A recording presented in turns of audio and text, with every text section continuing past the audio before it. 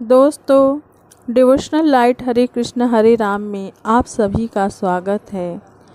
दोस्तों, तुलसीदास के शब्दों में गुरु की महिमा सुनते हैं। तुलसीदास जी कहते हैं कि गुरु बिन भव निधि तरहि न कोई, जो बिरंचि शंकर सम होई। भारतीय वाग्मय में गुरु को इस भौतिक संसार और परमात्म तत्व के बीच का सेतु कहा गया है। सनातन अवधारणा के अनुसार इस संसार में मनुष्य को जन्म भले ही माता पिता देते हैं, लेकिन मनुष्य जीवन का सही अर्थ गुरु कृपा से ही प्राप्त होता है। गुरु जगत व्यवहार के साथ साथ भवतारक पथ प्रदर्शक होते हैं। जिस प्रकार माता पिता शरीर का सृजन करते हैं, उसी तरह गुरु अपने शिष्य का सृजन करते हैं। शास्त्रों में गु का अर्थ बताया गया है अंधकार और रु का अर्थ है उसका निरोधक, यानी जो जीवन से अंधकार को दूर करे उसे गुरु कहा गया है। आषाढ़ की पूर्णिमा को हमारे शास्त्रों में गुरु पूर्णिमा कहते हैं। इस दिन गुरु पूजा का विधान है। गुरु के प्रति आदर और सम्मान व्यक्त करने के वैदिक शास्त्रों में कई प्रसंग बताए गए हैं। उसी वैदिक परंपरा के महाकाव्य रामचरितमानस में गोस्वामी तुलसीदास जी ने कई अवसरों पर गुरु महिमा का बखान किया है। मानस के प्रथम सोपान बालकांड में वे एक सोरठा में लिखते हैं, बंदव गुरुपद कंज कृपा सिंधु नर रूप हरि, महामोहतम पुंज जासु बचन रवि कर निकर। अर्थात मैं उन गुरु महाराज के चरण कमल की वंदना करता हूँ जो कृपा के सागर हैं और नर रूप में श्री हरि यानी भगवान हैं, और जिनके वचन महामोह रूपी घने अंधकार का नाश करने के लिए सूर्य किरणों के समूह है।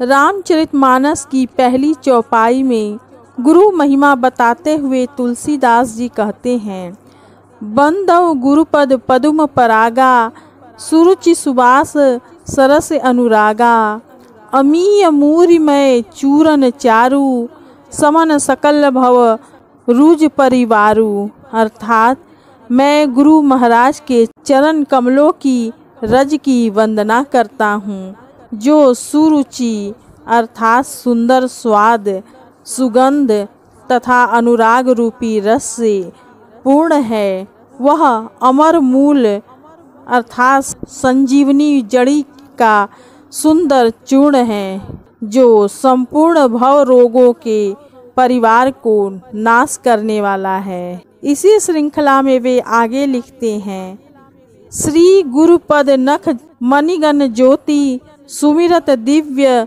दृष्टि ही होती, दलन मोह तम सो सप्रकाशु, बड़े भाग उर आवै जासु। अर्थात श्री गुरु महाराज के चरण नखों की ज्योति मणियों के प्रकाश के समान है, जिसके स्मरण करते ही हृदय में दिव्य दृष्टि उत्पन्न हो जाती है।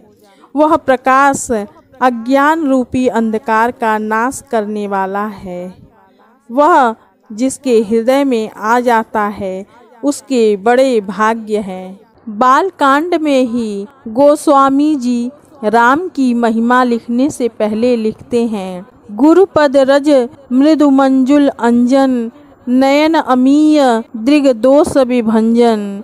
अर्थात गुरु महाराज के चरणों की रज कोमल और सुंदर नयनामृत अंजन है, जो नेत्रों के दोषों का नाश करने वाला है। गुरु के सम्मुख कोई भेद छुपाना नहीं चाहिए। इस बात को तुलसीदास जी मानस के बालकांड में ही दोहे के माध्यम से कहते हैं, संत कहई असनीति प्रभु श्रुति पुराण मुनि गाव, होई न विमल विवेक उर गुरसन किए दुराव। अर्थात संत लोग ऐसी नीति कहते हैं और वेद पुराण तथा मुनि जन भी यही बतलाते हैं कि गुरु के साथ छिपाव करने से हृदय में निर्मल ज्ञान नहीं होता। बालकांड में ही शिव पार्वती संवाद के माध्यम से गुरु के वचनों की शक्ति बताते हुए वे कहते हैं, गुरु के वचन प्रतीति न जेहि, सपने हो सुगम न सुख सिद्धते ही। अर्थात जिसको गुरु के वचनों में विश्वास नहीं होता उसको सुख और सिद्धि स्वप्न में भी प्राप्त नहीं होती। अयोध्या कांड के प्रारंभ में गुरु वंदना करते हुए तुलसीदास जी कहते हैं, जे गुरु चरण रेणु सिर धरही, ते जनु सकल विभव बस करही। मोहि सम यह अनुभयउ न दूजे, सब पायउ रज पावनि पूजे। जो लोग गुरु के चरणों की रज को मस्तक पर धारण करते हैं वे मानो समस्त ऐश्वर्य अपने वश में कर लेते हैं। इसका अनुभव मेरे समान दूसरे किसी ने नहीं किया।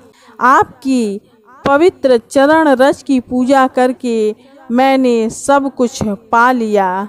अयोध्या कांड में राम और सीता के संवाद के माध्यम से गोस्वामी जी एक दोहे में कहते हैं, सहज सुहद गुरु स्वामी सीख, जो न करई सिर मानी, सो पछताई अघाई उर, अवश्य होई हित हानि।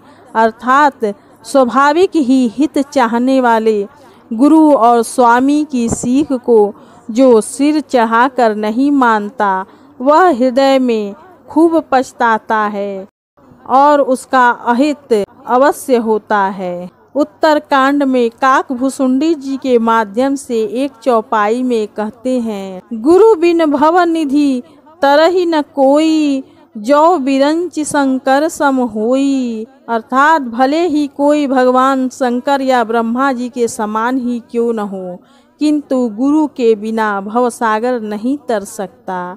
और भी कई प्रसंगों के माध्यम से तुलसीदास जी ने गुरु महिमा का वर्णन अपनी रचनाओं में किया है। गुरु की महिमा को स्वीकार करने वालों के लिए शब्दों की नहीं भाव की प्रधानता हो, गुरु के प्रति समर्पण की जरूरत होती है। गुरु पूर्णिमा एक अवसर होता है जब हम गुरु के प्रति सम्मान सत्कार और अपनी तमाम भावनाएं उन्हें समर्पित करते हैं। ओम श्री गुरुवे नमः। उम्मीद करती हूँ दोस्तों आज का वीडियो आपको पसंद आया होगा। वीडियो पसंद आया हो तो वीडियो को लाइक और अधिक से अधिक शेयर करें। फिर मिलूंगी, तब तक के लिए आप सभी का कोटि कोटि वंदन अभिनंदन।